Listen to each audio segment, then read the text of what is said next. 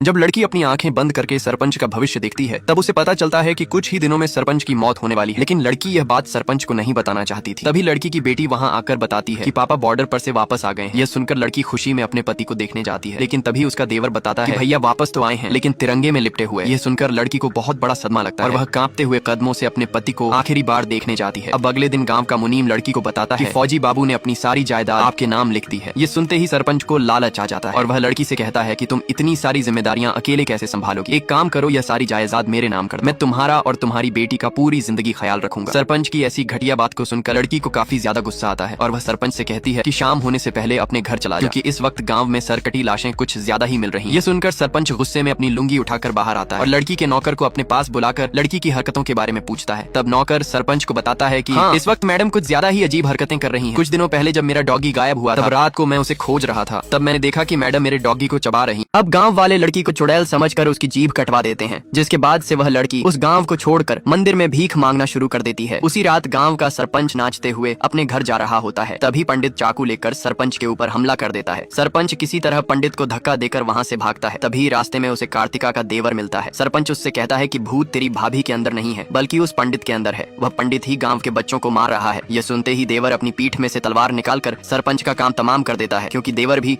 उसी पंडित के साथ मिला हुआ था। अब देवर पंडित से कहता है कि इस सरपंच की लाश को गांव के बीचों बीच में फेंक दो, मैं भाभी को लेकर वहां पर आता हूँ। फिर देवर के बुलाने पर लड़की अपनी बेटी को लेकर गांव के कुएं के पास आ जाती है। तभी देवर भी सभी गांव वालों को लेकर वहां पहुंच जाता है और लड़की के ऊपर इल्जाम लगाता है कि यह औरत इसी तरह गांव के बच्चों को कुएं में फेंका करती है। यह सुनकर गांव वालों को काफी ज्यादा गुस्सा आता है और वह गुस्से में लड़की को मारने जाते हैं, लेकिन देवर उन लोगों को ऐसा करने से रोकता है। जिसके बाद अगले दिन ही पंडित उस लड़की को पेड़ के पास बैठा देता है और पूरे गाँव के लोग लड़की के ऊपर पत्थर मार मार कर उसका खेल खत्म कर देते हैं। अब रात में सरपंच नाचते हुए अपने घर जा रहा होता है कि तभी एक पंडित चाकू लेकर उसके ऊपर हमला कर देता है। सरपंच किसी तरह उस हमले से बचता है और फिर पंडित को धक्का देकर वहां से भागने लगता है। तभी रास्ते में उसे देवर मिलता है। सरपंच देवर से कहता है वह पंडित मुझे जान से मार डालेगा, प्लीज मुझे बचा लो। इतना सुनते ही देवर अपनी पीठ में से चाकू निकालकर उसका काम तमाम कर देता है, क्योंकि देवर भी पंडित के साथ मिला हुआ था। अब तीनों मिलकर सरपंच की लाश को गाँव के कुएं में फेंक देते हैं। उधर कार्तिका भी अपनी बेटी को लेकर गाँव के कुएं के पास आती है, जहाँ देवर पहले से ही उसका इंतजार कर रहा था। देवर गाँव वालों से कहता है कि इस औरत ने ही सरपंच को कुएं में फेंका है। इतना सुनते ही गाँव वालों को बहुत ज्यादा गुस्सा आता है और वह लड़की को पीटते हुए गांव से बाहर ले आते हैं, जहां पंडित एक पत्थर उठाकर लड़की के ऊपर मारता है। जिसके बाद गांव के सभी लोग लड़की के ऊपर पत्थर मार मार कर उसका खेल खत्म कर देते हैं। बेचारी लड़की की बेटी वहीं खड़ी होकर रो रही थी। इधर लड़की का काम तमाम करने के बाद रात में देवर और उसका दोस्त दारू पी रहे होते हैं। तभी नौकर को किसी चीज की बदबू आती है। पंडित कहता है यह बदबू तो किसी लाश की है। तभी लड़की का भूत दरवाजा खोलकर उन लोगों के पास आता है और उन सभी का खेल खत्म कर देता है।